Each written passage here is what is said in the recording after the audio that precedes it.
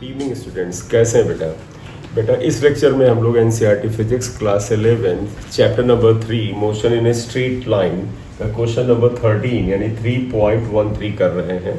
देखिएगा बेटा, statement based question है, लॉजिक और रीजनिंग पर बेस्ड है और इसे जरा ध्यान से पढ़िए। क्या बोलते हैं? एक्सप्लेन क्लियरली विद एग्जाम्पल, यानी हमें इसे एक्सप्लेन करना है और एग्जाम्पल भी कोई लेकर के चलना है। द डिस्टिंक्शन बिटवीन नंबर 1, पहला देखिएगा क्वेश्चन क्या है। Magnitude of displacement sometimes called as distance, यानी मैग्नीट्यूड ऑफ डिस्प्लेसमेंट जिसे कभी कभी कुछ खास केसेस में डिस्टेंस भी बोला जाता है, over an interval of time and total length of the path covered by a particle over the same time interval। तो आप जरा ध्यान रखिएगा, मैग्नीट्यूड ऑफ डिस्प्लेसमेंट जो है और टोटल पाथ लेंथ में क्या फर्क है। Magnitude of displacement is the numerical value of the displacement और पाथ लेंथ क्या होता है, that is the total distance covered. जैसे एग्जांपल बताएं, if a particle moves in a straight line, particle move करता है स्ट्रेट लाइन में, ए से बी तक जाता है, ए से बी तक गया। सपोज आप अपने घर से निकले और अपने घर से जो सामने रोड है उसी पर सीधे आप चले जा रहे हैं यहाँ पर और बी पर पहुंचे, और बी से वापस आप आ रहे हैं और इस पॉइंट पे पहुंच गए यहाँ पर सी पर। हो सकता है यहाँ पर आपको कोई फ्रेंड मिल गया, आप बात करने लगे। तो अब आप बताइएगा इस समय स्टार्टिंग पॉइंट से आपका डिस्प्लेसमेंट क्या है। तो already know that displacement is obtained by joining the initial and final position. Initial position ये है, फाइनल ये है, इसको अगर हम ज्वाइन करें तो ये बेटा आएगा मैग्नीट्यूड ऑफ डिस्प्लेसमेंट। ये जो आएगा यहां से यहां तक value, this is called magnitude of displacement. क्यों? क्योंकि यहां से यहां तक का जो डिफरेंस है, जो गैप है, इसे हम क्या बोलते हैं? डिस्प्लेसमेंट, और ये उसका मैग्नीट्यूड है। मैग्नीट्यूड क्यों? क्योंकि displacement is a vector quantity, तो जब हम उसकी न्यूमेरिकल वैल्यू लिखते हैं तो उसे हम मैग्नीट्यूड कहते हैं। दूसरा हुआ total length of the path. Path length तो बेटा ये है, ए से बी तक जाना और वापस आना। तो magnitude of displacement is AC, magnitude of displacement is AC. ये सिर्फ इतनी वैल्यू है। टोटल पाथ लेंथ क्या है आप बताइएगा? टोटल पाथ लेंथ अगर आपने तो क्या आएगा, ए बी, यानी आप ए से बी तक जाए plus B C will also be added here, right. तो ये बेटा इसमें डिफरेंस है और ये एग्जाम्पल है। आप मोशन इन स्ट्रेट लाइन का एग्जाम्पल देके इसे बता सकते हैं। क्लियर? नोट कर लें इसे। फिर इसका सेकेंड पार्ट, बी पार्ट करते हैं। पार्ट बी में इन्होंने क्या पूछा है, जरा से देखिएगा। Magnitude of the average velocity का magnitude over an interval of time and the average speed over the same interval time, यानी आपको एवरेज स्पीड और एवरेज वेलोसिटी में डिफरेंस बताना। Show in both A and B that the second quantity is either greater or equal to the first quantity, यानी आपको बताना है कि जो सेकेंड क्वांटिटी है वो या तो बड़ी है या बराबर है। तो मैं पहले तुम्हें पार्ट ए का बता दूं इस क्वेश्चन का आंसर।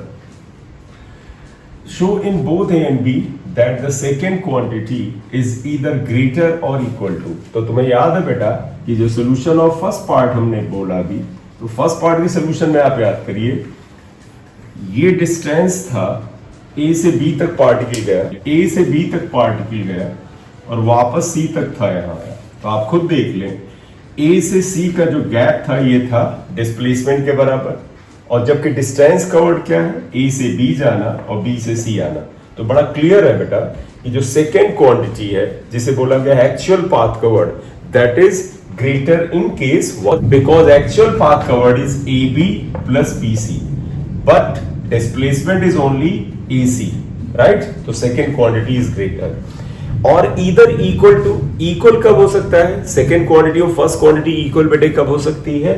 वो तब जब पार्टिकल सीधी लाइन में, if this particle moves in a straight line without turning back, मतलब ये पार्टिकल यहां से यहां तक, ये आदमी यहां से यहां तक चला जाए, मान ले बी तक आए, सी तक जाए, बगैर वापस लौटे हुए जाए। तो देखो ए से सी तक डिस्प्लेसमेंट क्या है? AC, और एक्चुअल पाथ कवर्ड भी AC के बराबर है। तो ये ऑलरेडी आपने लेक्चर में मोशन इन स्ट्रेट लाइन का फिजिक्स फंडे विद एम सिंह सर वाला जो बेटा चैनल है उसमें देख ले जाके कि if a particle moves in straight line without returning back then displacement is equal to distance, दोनों बराबर होते हैं। क्लियर?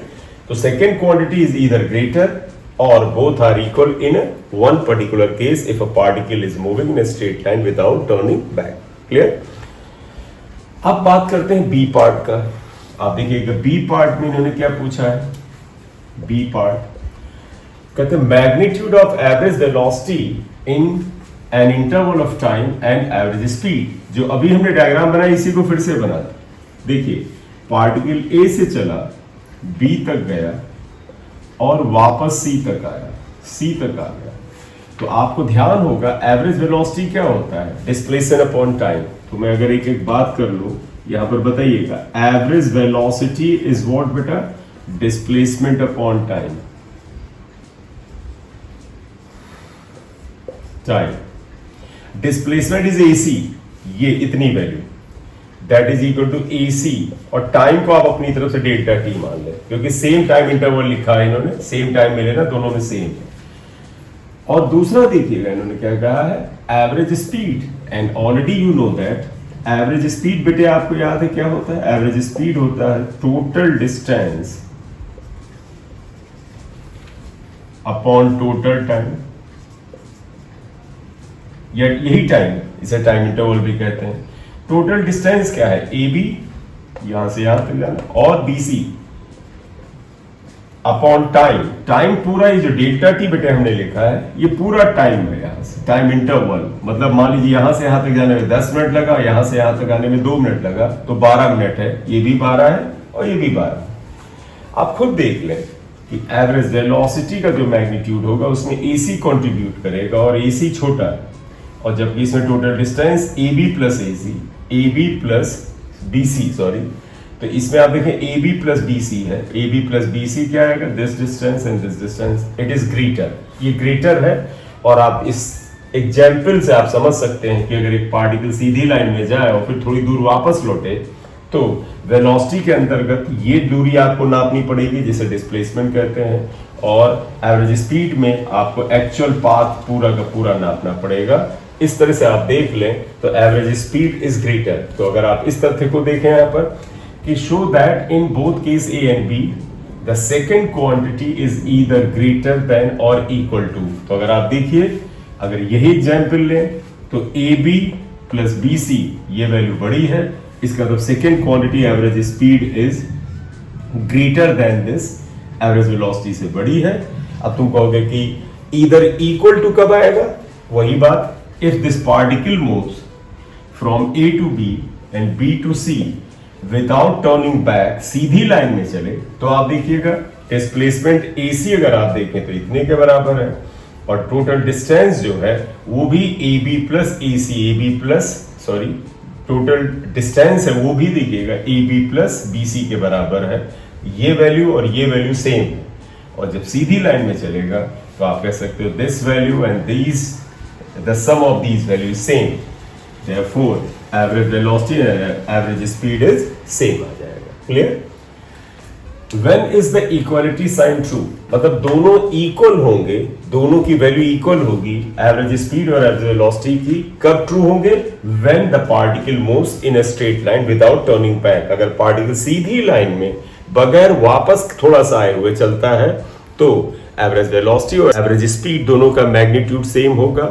और जो पहला पार्ट था जिसने पूछा था magnitude of displacement and average speed, उस केस में उन दोनों की भी वैल्यू सेम होगी जब पार्टिकल स्ट्रेट लाइन में बगैर मुड़े हुए चलेगा। ठीक है बेटा, तो ये एक रीजनिंग बेस्ड क्वेश्चन है। आपकी थ्योरी बेहतर है, बेहतर का मतलब आपने याद नहीं किया है, और थ्योरी को अगर आप पढ़ के गए हैं, समझ के गए हैं, तो दोनों क्वेश्चन का आंसर बड़े आसानी से दे सकते हैं। इस क्वेश्चन में इन्होंने पूछ भी लिया था कि एग्जाम्पल से चीजें बताइए।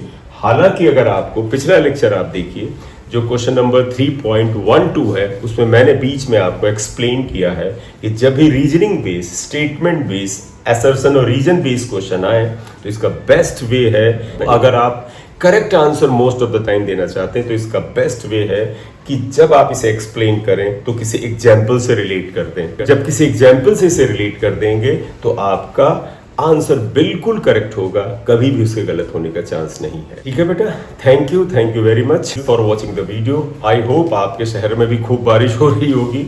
मैं लखनऊ से हूँ, यहाँ पर पिछले 5 दिनों से खूब बारिश हो रही है। आपको शायद बादल की भी आवाज़ आ रही होगी, बादलों के गड़गड़ाहट की आवाज़ भी आ रही होगी।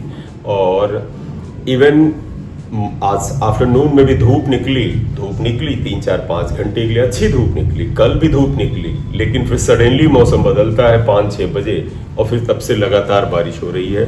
इस समय मैं वीडियो बना रहा हूँ तो रात के लगभग 11 बज रहे हैं और शाम को 5 बजे से बहुत ही जोरदार बारिश हो रही है। ये बारिश क्या है कि बहुत तगड़ी बौछार नहीं हो रही है, लेकिन लगातार हो रही है। Anyway, thank you very much for watching the video. बेटा, आप में से जिन लोगों ने चैनल को सब्सक्राइब नहीं किया है उसे कर लीजिए और वीडियो को आप लाइक कर दिया करिए, व्यू थोड़ी से बढ़ाइए और पूरा वीडियो देखिए। आपसे मेरा रिक्वेस्ट है थोड़े व्यू बढ़ाएं बेटे, क्योंकि व्यू बढ़ने से हमारे में भी उत्साह आता है कि मैं और उत्साह के साथ इस चैनल के लिए काम कर सकूं। Thank you very much.